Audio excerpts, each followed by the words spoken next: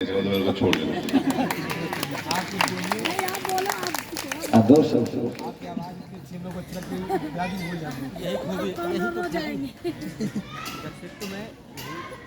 इस धरती पर हमने जन्म लिया ये देव है। हम सब लोग जिस संस्कारों से आते हैं, जब घर में किसी भी प्रकार की पूजा अर्चना होती है, पंडित जी जब पूजा कराते हैं तो कहते हैं कि गुरु देवेभ्यो नमः, ब्राह्मण दरिद्रेभ्यो, माता पितृ चरण कमलेभ्यो नमः। फिर ग्राम देवता भ्यो नमः कहते, फिर स्थान देवता भ्यो। तो स्थान देवता का अपना महत्व है। जिस स्थान के ऊपर व्यक्ति जन्म लेता है उसी प्रकार के उसके संस्कार हैं। हम सब लोग सौभाग्यशाली हमने भारत माता की गोद में जन्म लिया है। भारत में रहने वाले, जन्म लेने वाले व्यक्ति के संस्कार और दुनिया में अन्य किसी भी देश में जन्म लेने वाले व्यक्ति के संस्कार में अंतर है। यहां पर मां से अधिक पवित्र और दूसरा शब्द कोई नहीं। यहां पर मन के अंतर्गत जो विकार आता है, जो अहंकार आता है, जो समाज में कभी कभी घृणा होती है उनसे, जो एक व्यक्ति के स्वरूप में, स्वभाव में होता है। हमें मालूम है कि जिस समय महाभारत का युद्ध हुआ था, महाभारत के युद्ध में जिस समय दुर्योधन के जंघा के ऊपर भीम ने गदा मारी तो मरणासन करा। तो जिस समय शाम को युद्ध समाप्त हो गया तो द्रौपदी ने कहा कि मैं दुर्योधन से बात करना चाहता हूं। तब शाम को जब युद्ध खत्म होता था लोग आपस में बात भी कर लेते थे। आजकल तो घर में थोड़ी सी तुन्न फूस होती है तो बात भी नहीं करते। काहे बात करें, लड़ाई होगी तो होगी। तो जब द्रौपदी गई तो उन्होंने पूछा, हे तात, आपसे एक बात पूछना चाहती हूँ। उनका पूछिए।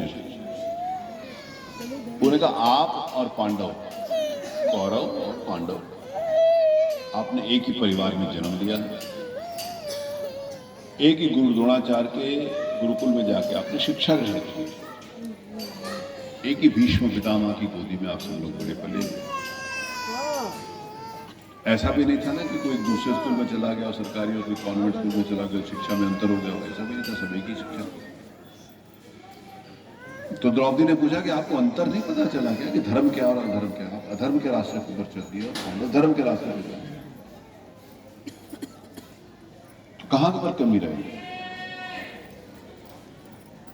तो दुर्योधन ने कहा, नहीं मुझे पता है कि धर्म क्या है, लेकिन धर्म के ऊपर चलने के लिए मेरे मन का जो अहंकार था वो बाधा बनता था। धर्म के अंतर्गत चलने के लिए जो मेरे मन में ईर्ष्या थी भाइयों से, वो बाधा बनता था। धर्म के प्रति चलने में मेरे मन का भय था कि सब कुछ मेरा छिन जाएगा, वो बाधा बनता था। धर्म के ऊपर चलने में मेरे मन में ईर्ष्या थी कि मेरा भाई अर्जुन मेरे से अच्छा धनुर्धर कैसे हो सकता है, वो बाधा बनता था। तो धर्म और अधर्म के बारे में जानकारी तो थी, लेकिन धर्म के रास्ते पर चलने का साहस नहीं था, शक्ति नहीं थी, आत्मविश्वास नहीं था।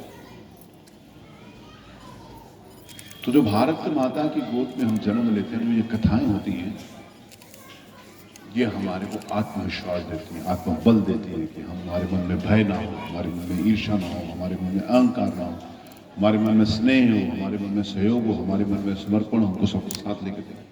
तो कथाएं ऐसे कहानी के रूप में नहीं है, इनसे सब कुछ मिलता है हमारे को। इसीलिए इन कथाओं का महत्व है। हम कोई भी ये भगवान राम की हम सवेरे सवेरे आरती करते हैं, भगवान की पूजा करते हैं, और पूजा करते हुए बहुत सारे को भजन भी गाते हैं। कई भजन तो ऐसे हैं जिस दिन हमने याद था तब से गाते, रोज गाते हैं।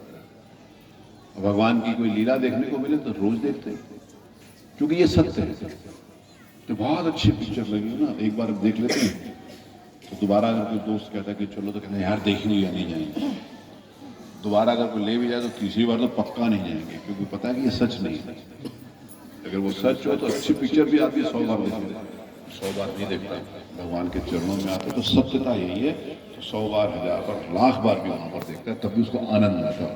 हर अगले दिन आनंद में होता है, हर अगले दिन खुशी के साथ। यही सत्य है, यही शास्त्र। और मैंने कहा कि हम सब लोग सौभाग्यशाली कि भारत माता की गोद में हमने जन्म लिया है, क्योंकि वहां पर बहुत बड़ी संख्या में मेरी माताएं, मेरी बहनें बैठी हुई हैं। माँ से अधिक पवित्र शब्द और कोई नहीं है, माँ से अधिक पवित्र रिश्ता कोई नहीं है। माता और बच्चों का एक तरफा रिश्ता होता है, वन साइडेड रिश्ता। बाकी सारे डुअल रिलेशनशिप होते हैं। डुअल मतलब दो तरफा। ये हमें कहते हैं पवन जी हमारे साथ चलो, तो हम उनके साथ जाते हैं। हम इनको कहें हमारे साथ चलो तो नहीं जाएंगे, तो अच्छा हम भी नहीं जाएंगे। तो हमारे साथ चलोगे तो चलेंगे, नहीं चलोगे तो नहीं चलेंगे। दोस्त कहता है हमारे साथ पिक्चर जाओगे तो जाएंगे, तुम नहीं जाओगे तो हम नहीं जाएंगे। दुकानदार कहता है पैसे दोगे तो सामान लेंगे, नहीं दोगे। पिता भी कहता है कि बेटा बड़ा होगा तो सेवा करेगा, नहीं सेवा करेगा तो नालायक। लेकिन माँ कहती है कि कुछ भी नहीं करेगा, लेकिन बच्चे के सुख की कामना करती है और बदले में कुछ चाहती नहीं है। उसको वन साइडेड रिलेशनशिप है, एक तरफा रिलेशन। माँ बच्चों से कुछ नहीं चाहती, बच्चों के सुख के अलावा। तो ये भारत माता की गोद में पैदा होने वाली देवी का स्वरूप। भगवान ने इस धरती पर, जैसे मैंने कहा, जन्म दिया। मेरे गुरु बहुत देश दुनिया में कथा कहते थे, अमेरिका में भी कथा कहते थे। अमेरिका में उन्होंने कहा कि भगवान राम हमारे भारत माता में जन्म लेते हैं, मर्यादा पुरुषोत्तम है, जीवन जीने का एक तरीका बताते हैं। योगीराज भगवान विष्णु के सारे अवतारों के बारे में बताया, विष्णु के अवतार के बारे में बताया, सिंह अवतार के बारे में बताया, नरसिंह अवतार के बारे में, भगवान परशुराम के बारे में बताया, भगवान राम के बारे में बताया, भगवान कृष्ण के बारे में। तो एक वहां पर जिस समय एक दिन विश्राम कक्ष में बैठे थे, तो अमेरिका के भक्त ने स्वामी जी के पास गया। स्वामी जी, आप तो कहते हो भगवान राम हिंदुस्तान में पैदा होते हैं, सारे स्वरूप आपने वही बता दिए कि इस स्वरूप में भी वहां पैदा हुए, माली स्वरूप में भी वहां पैदा हुए, सब जगह वही पैदा होते हैं। भगवान राम अमेरिका में नहीं पैदा हो सकते। स्वामी राम, भगवान राम अमेरिका में पैदा हो सकते हैं कि नहीं? स्वामी जी को पता होगा, हम लोग तो छोटे हैं। तो हमारे स्वामी जी ने कहा नहीं, भगवान राम अमेरिका में भी पैदा हो सकते हैं, लेकिन अमेरिका में माता कौशल्या जैसी कोई माँ तो हो, माता कौशल्या जैसी माँ होगी तो ये उतरती है जहाँ पर माँ कौशल्या ने मर्यादा पुरुषोत्तम भगवान को जन्म दिया। इस धरती के ऊपर माँ भगवान को भी जन्म देती है। माँ देवकी ने भगवान कृष्ण को जन्म दिया, माँ यशोदा ने भगवान कृष्ण को पाला पोषा, माँ जीजाबाई ने शिवाजी महाराज का संरक्षण किया, उनको जन्म दिया। तो ऐसी माताएं हमारे देश में पैदा होती हैं, संस्कार देती हैं और संस्कार युक्त शिक्षा देने का प्रयास करती है, जो संस्कृति सिखाती है। ऐसी माताओं बहनों के चरणों में प्रणाम करता हूँ जो यहाँ पर उपस्थित हैं, और आप सब लोगों को इस पवित्र कथा में जिस भाव के साथ आप सब लोग यहाँ पर उपस्थित हैं, पूज्य महाराज जी के द्वारा जो कथा कही जा रही है, भगवान श्री कृष्ण आप सबकी मनोकामना पूरी करे, ये भगवान के चरणों में प्रार्थना है। आपको बहुत बहुत धन्यवाद।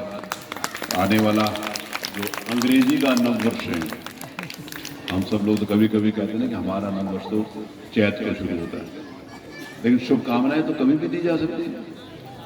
शुभकामनाएं तो नववर्ष हो तब भी दी जा सकती है ना, लेकिन कल अंग्रेजी का जो नववर्ष है उसके लिए आपसे हम लोग को बहुत सारी शुभकामनाएं। नया साल सबके लिए सुख, समृद्धि, शांति, संपन्नता, शिक्षा, संस्कार लेकर आए, यही निवेदन है। बहुत बहुत धन्यवाद।